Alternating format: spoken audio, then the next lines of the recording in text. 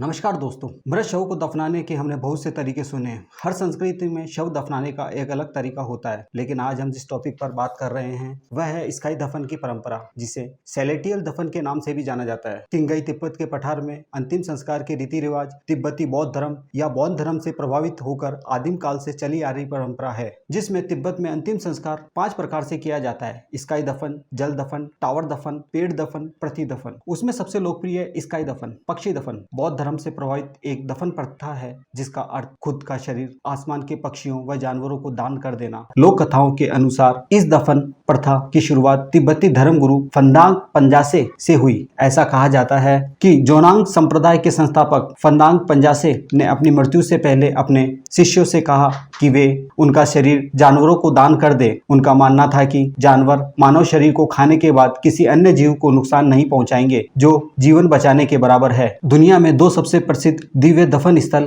है। पहला भारत में शिवत्से दफन स्थल और दूसरा डिंकुट टी मठ येरपा घाटी तिब्बत दिव्य दफन स्थल। डिकुंग टी मठ के स्काई दफन प्लेटफॉर्म को जिजोंग कुंजिया के नाम से भी जाना जाता है। तिब्बत में 1075 आकाश दफन स्थल और अनुष्ठानों का संचालन करने के लिए 100 लोग नियुक्त हैं। डिंकुंग टी मठ 900 साल पुराना और सबसे बड़ा है। यहाँ प्रतिदिन लगभग 10 शवों का दफन किया जाता है। तिब्बती लोग मृतक को स्काई दफन करने के लिए उनके रिश्तेदार हजारों मील की यात्रा करके यहाँ आते हैं, क्योंकि यहाँ दफनाना शुभ और सौभाग्यशाली मानते हैं। स्काई दफन मास्टर 3 प्रकार के होते हैं। एक अंशकालीन छात्र जो स्काई दफन मास्टर के रूप में आधा अध्ययन करता है, दूसरा निगमा भिक्षु, तीसरा एक पेशेवर स्काई दफन मास्टर होता है। एक कुशल स्काई दफन मास्टर को शवों को काटने, तोड़ने और गिद्धों को खिलाने में लगभग 2 से 2.5 घंटे लगते हैं। इस दफन परंपरा को जतोर कहा जाता है। People's Republic of China PRC और मंगोलियाई कम्युनिस्ट सरकारों ने इसे अंधविश्वास मानते हुए चीन ने सन 1960 से 1980 के दशक तक इस पर पूर्ण प्रतिबंध लगा दिया था। तिब्बती लोग मृत्यु से पहले कोमा या मृतक मर रहा होता है तब परिवार के लोग गिरी नुगुआ लामा या विद्वान भिक्षु को घर बुलाते हैं, जो मृतक को बचाने के लिए लगातार डोलमा न्यूज डोंगमे सूत्र का पाठ निरंतर करता रहता है। मरने वाले व्यक्ति की बार-बार सांसें रुकती रहती है। तब बौद्ध भिक्षु या कोई रिश्तेदार मृतक का सिर पश्चिम की ओर, पैर पूर्व की ओर कर देते हैं। जिस घर में कोई मरने वाला होता है तो बाहरी लोगों का प्रवेश वर्जित होता है। यह संकेत देने के लिए आमतौर पर दरवाजे पर एक मुट्ठी देवदार की धूप रखी जाती है, जिसमें लोगों को मालूम चले कि घर में कोई ऐसा रोगी है जिसके लिए अनुष्ठान करने की आवश्यकता है, और किसी भी मेहमान को घर आने की अनुमति नहीं। घर के मेन द्वार पर दिन रात गोबर की कुपलों से अग्नि जलती रहती है। इस समय रिश्तेदार मरने वाले व्यक्ति को जिनदान, जिसमें जीवित बुद्ध पवित्र धर्मगुरु के कपड़े, बाल, नाखून आदि से मिश्रित तिब्बती औषधि खिलाएंगे। अंतिम संस्कार के रीति रिवाज मृत्यु के बाद ही शुरू हो जाते हैं। व्यक्ति के मरने के बाद परिवार का सदस्य तुरंत लामा या रिनपोंचे को रिपोर्ट करता है। भिक्षु आत्मा को बचाने और आत्मा को भटकने से रोकने के लिए पाविंगवा ग्रंथों का जोर जोर से पाठ करने लगता है। उसी समय शव के पास में एक दीपक जलाया जाता है ताकि आत्मा को शुद्धिकरण से मुक्ति मिले। मृतक के सांस छोड़ने के बाद मृतक के निकटतम पुरुष रिश्तेदार शरीर के छिद्रों को साफ ऊन से अवरुद्ध करने के लिए कुसुम, कस्तूरी और सरू के पानी से युक्त एक औषधि लगाते हैं, ताकि शरीर का अशुद्ध तरल व शव से दुर्गंध बाहर न निकल सके। इसका उद्देश्य शव की सफाई करना। भिक्षु और परिवार के लोग मृतक के सारे कपड़े उतार देते हैं। शव की सफाई के बाद आम लोगों के शव को बैठने की स्थिति में या गर्भ मुद्रा में रखा जाता है, जबकि एक भिक्षु के शव को ध्यान मुद्रा में रखा जाता है। तिब्बती परंपरा के अनुसार मृतक के सिर को घुटनों तक झुकाकर, पैरों को एक दूसरे के ऊपर रखकर, दोनों हाथों को एक साथ सफेद कपड़े में लपेटने के बाद ऊन से बनी रस्सी से बांधते हैं। शरीर को बांधने के लिए भांग की रस्सी का उपयोग किया जाता है, जिसके बारे में कहा जाता है यह शरीर को ले जाने के लिए अच्छी होती है और इसे खोलना व जलाने पर कोई गंध नहीं आती। इससे पर्वतीय देवताओं को ठेस नहीं पहुंचती। अंत में सफेद कपड़ा लपेटने के बाद मृतक के रिश्तेदार श्रद्धांजलि देने के लिए पुरुष के बाईं और महिलाएं दाईं ओर बैठते हैं। शोक की अवधि के दौरान मृतक का परिवार अंतिम संस्कार का संकेत देने के लिए दरवाजे पर एक मिट्टी का बर्तन लटकाएगा और खाना पकाने के बर्तन में जानवा, गोमांस, भेड़ का खून, मांस, वसा, दूध, पनीर मृतक को परोसा जाएगा। मृतक को 3 से 4 दिन तक घर में ही रखा जाता है। इस दौरान मरने वाले व्यक्ति के रिश्तेदार और दोस्त उसके साथ घर में इकट्ठा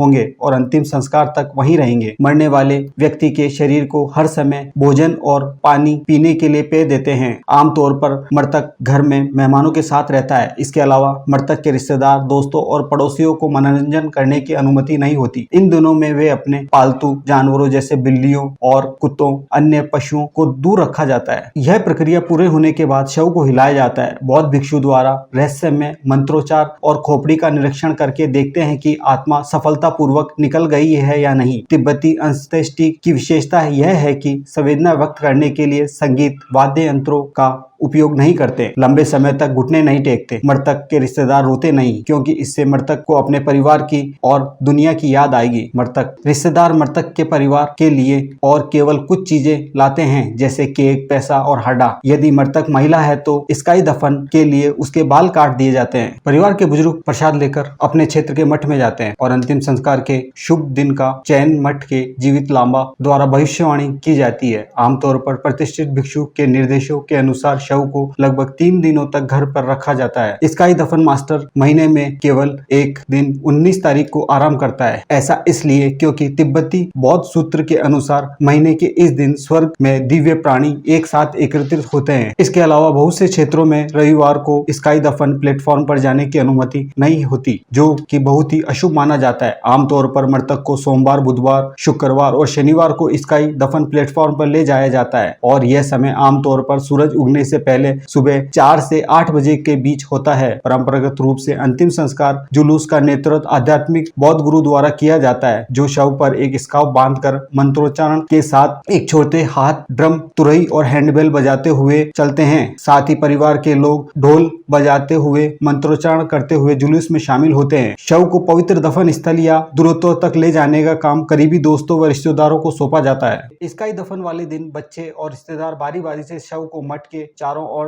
दक्षिणावर्त घुमाने के बाद दफनाने के स्थान पर ले जाते हैं। यह परंपरा कुछ क्षेत्रों में यह लोग ताबूत या किसी अन्य साधन का उपयोग नहीं करते, बल्कि हल्के लकड़ी के फ्रेम पर शव को रखा जाता है। मठों के भिक्षु ही शवों को संभालते हैं। आमतौर पर माना जाता है भिक्षुओं द्वारा शवों को संभालने से मृतक के परिवारों को बड़ी राहत मिलती है। जो भिक्षुओं के कई शवों को संभालते हैं वे लोगों में पूजनीय होते हैं। दफन स्थल दूरस्थ और उजाड़ खड़ी ढलानों पर होने के कारण वहां ले जाने में कठिनाई होती है। स्काई दफन प्लेटफॉर्म पर शरीर तोड़ने व अलग करने का कार्य भिक्षु रोंगापास द्वारा किया जाता है। वह शरीर को एक पत्थर के प्लेटफॉर्म पर ले जाता है। स्काई दफन प्लेटफॉर्म आकार में आयताकार व जो पूर्व से पश्चिम की ओर बना होता है। इस पर मोटे लंबे चौकोर ग्रेनाइट का खाली स्थान होता है। इसके पश्चिम की ओर कटोरानुमा मोटा एक पत्थर का स्तंभ पर एक हाड़ा बंधा हुआ होता है, जो संभवतः इसका उपयोग मृतक का सिर खोलने के लिए किया जाता है। इसी मंच पर कुल्हाड़ी, तेज चाकू और तेज ब्लेड रखे होते हैं, जिनका उपयोग स्थायी दफन मास्टर द्वारा किया जाता है। स्काई प्लेटफॉर्म पर पहुंचने के बाद बौद्ध गुरु सबसे पहले अपने साथ ले गया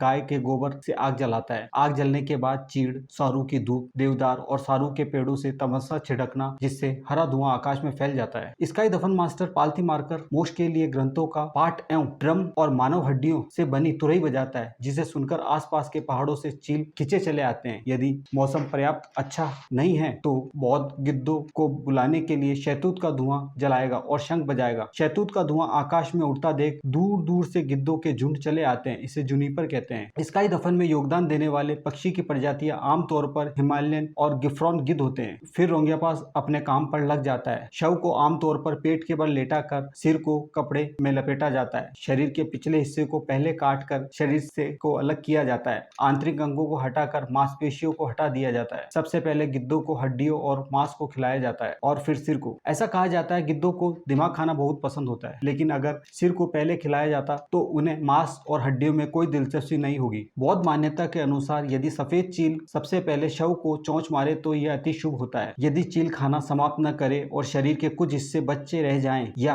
गिद्ध उड़ जाने के बाद शरीर पूरी तरह से अछूता रह जाए तो यह अपशगुन है और उस मृतक के शरीर को आग में जलाकर उसकी राख चारों दिशाओं में बिखेर दी जाती है। और यदि शरीर को पूरा खाया जाए तो परिवार यह सोचकर खुश होगा कि मृतक अपने जीवन काल में बहुत दयालु था, इसलिए उसका कुछ नहीं बचा। खोपड़ी को तोड़कर गिद्धों को खिलाने के बाद पवित्र आत्मा की शरीर से विदाई होती है। स्काई दफन मास्टर शरीर की हड्डियों को तोड़कर एकत्रित कर उसका चूरा कर उसको तसंपा, जो कि चाय, याक के मक्खन और दूध, जौ के आटे के साथ बनता है, उन्हें एक साथ मिलाकर गिद्धों के पास फेंक दिया जाता है। जब तक शव का कोई निशान गायब नहीं हो जाता, बचे हुए हड्डी के टुकड़े को परिवार के सदस्य वापस ले जाते हैं और अनुष्ठान के कटोरे, चाय के कप, संगीत, वाद्य यंत्र और अन्य पवित्र वस्तुओं को बनाने के लिए उपयोग में लाते हैं। तिब्बत में कुष्ठ रोग या अन्य गंभीर संक्रामक रोगों से मरने वाले लोगों को स्काई दफन में नहीं दफनाया जाता, क्योंकि उनसे पक्षियों में रोग फैलने का डर रहता है, जिससे दान का उद्देश्य उद्देश्य विफल हो जाता है। इसके अलावा कई स्थानों पर अनाचार करने वाले लोगों को भी स्काई दफन नहीं किया जाता। आकाश दफन पूरा होने के बाद मृतक का परिवार का मुखिया